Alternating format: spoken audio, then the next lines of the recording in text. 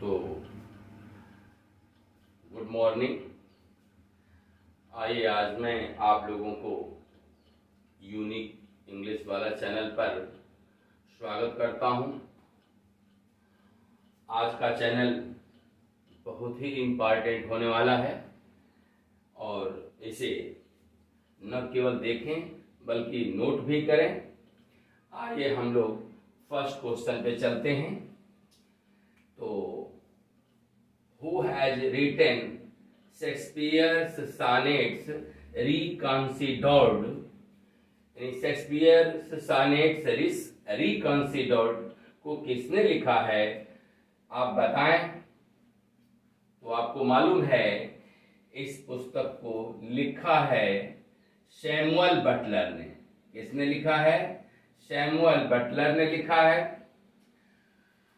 Who is the author of the meaning of the meaning? The meaning of the meaning को किसने लिखा है? F R Leavis, David, I A. Richards, none of these. तो my dear guys, इसके writer हैं I A. Richards. The meaning of meaning के author हैं I A. Richards और शेक्सपियर्स रिकंसिडर्ड के राइटर हैं आपके सैमुअल बटलर। आइए हम अगले क्वेश्चन पे चलते हैं।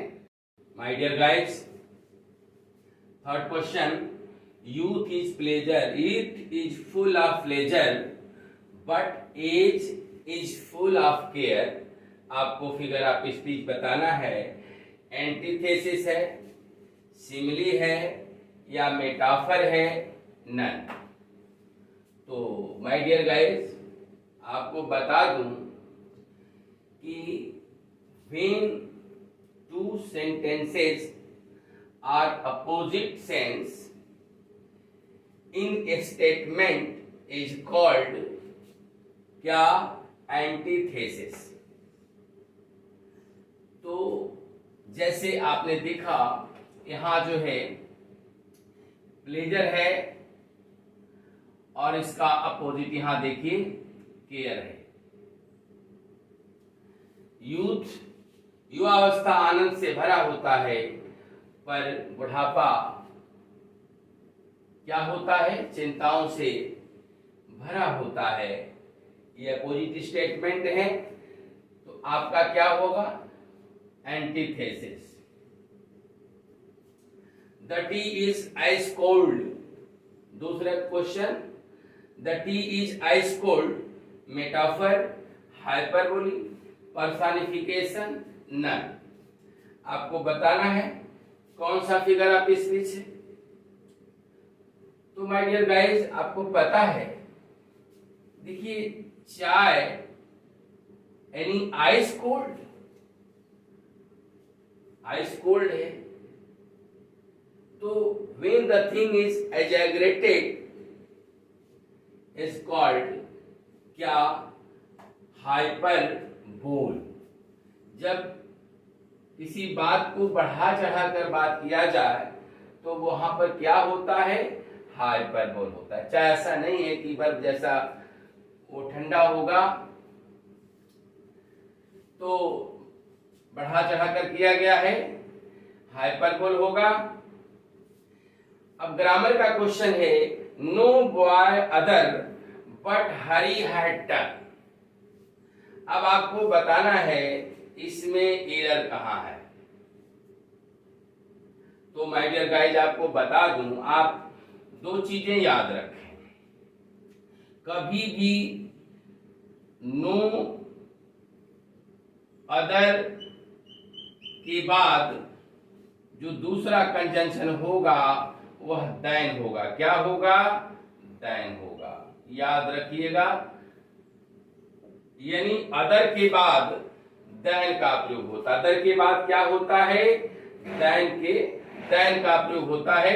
ये आप याद रखें। No why other Hari had done. तो आप केवल इतना याद करें कि नो अदर के बाद जो दूसरा कंजंक्शन होगा वह देन आएगा, दिमाग में रखें। That's all. अगले क्वेश्चन पे चले। ग्रामर का question, I seldom or ever refuse a request. तो माय डियर गाइज, आपको बता दूं, दो चीजें याद करें। सेल्डम के साथ देखिए इरर कहां है, तो इरर आपका एवर की जगह है, एवर ना होकर के क्या होगा, नेवर होगा, NEVER। मैंने किसी रिक्वेस्ट को कभी भी क्या नहीं किया, रिफ्यूज नहीं किया है। तो देखिए दो चीजें याद रखें, सेल्डम आर नेवर होता है और सेल्डम इफ एवर होता है। दो चीजें याद करें, इसका कॉम्बिनेशन आपका बनता है seldom or never, seldom if ever. फिर आइए लिटरेचर का question, yet who would have thought the old man to have had so much blood in him who said। Dear guys, ये बात किसने कहा है, lady Macbeth, Horatio, Hamlet, Macbeth. तो my dear guys आपको बता दूं, यहां ध्यान दीजिए, फिर भी यह कौन सोचा होगा कि, यहां देखिए इतना बूढ़ा आदमी कौन होगा, इतना बूढ़ा आदमी किसने सोचा कि इतना बूढ़ा आदमी कौन है, ये बात जो है लेडी मैकबेथ बोलती है। आइए हम अगले क्वेश्चन पे चलते हैं। तो my dear guys, 8th number का question, O yet a little while may I behold in thee what I was once who said। यह बात किसने कहा है, मिल्टन ने, वर्ड्सवर्थ ने, शेक्सपियर ने, नन ऑफ दीज। तो माय डियर गाइस, ये बातें जो हैं आपके वर्ड्सवर्थ साहब ने टिंटन एबे में लिखा है, टिंटन एबे में लिखा है,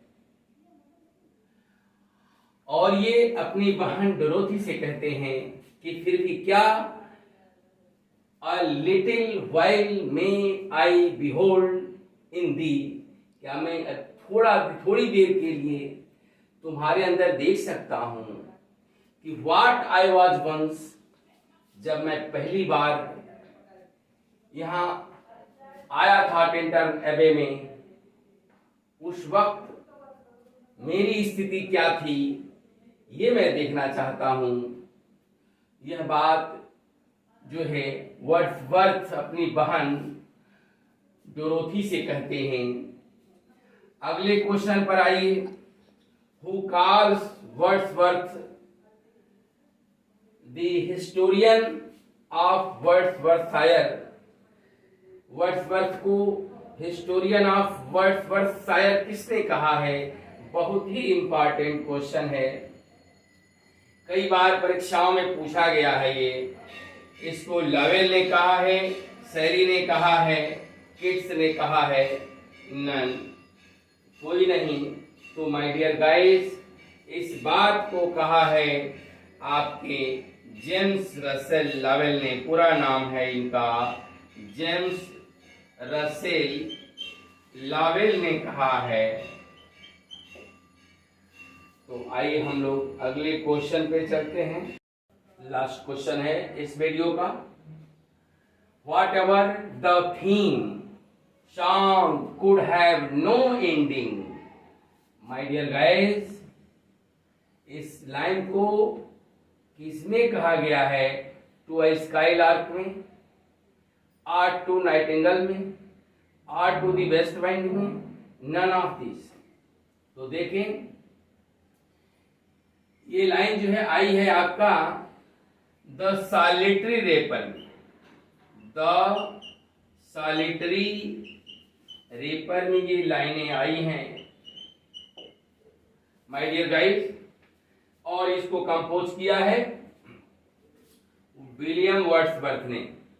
क्या वो कहते हैं कि वॉट एवर द थीम, इस कविता की, इस गीत की ऐसी विषय वस्तु है कि लगता है song could have no ending.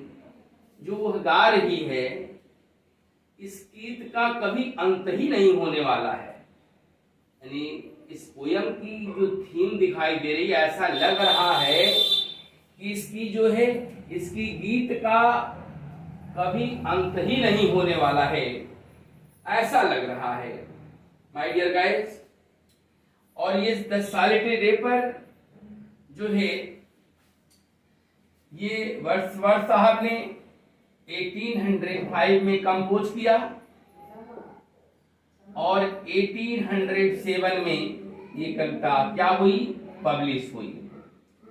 इसमें 4 स्टेंजाज हैं और प्रत्येक स्टेंजा में आपकी 8 लाइन्स हैं, यानी कुल लाइनें जो हैं 8 लाइन, और कुल लाइन जो है टोटल लाइन्स हैं इसमें 32। तो माय डियर गाइस ये भी याद रखें। अब ये इस वीडियो का ये लास्ट क्वेश्चन रहा। निवेदन यही है कि आप जो है मेरे चैनल को सब्सक्राइब करें, लाइक करें।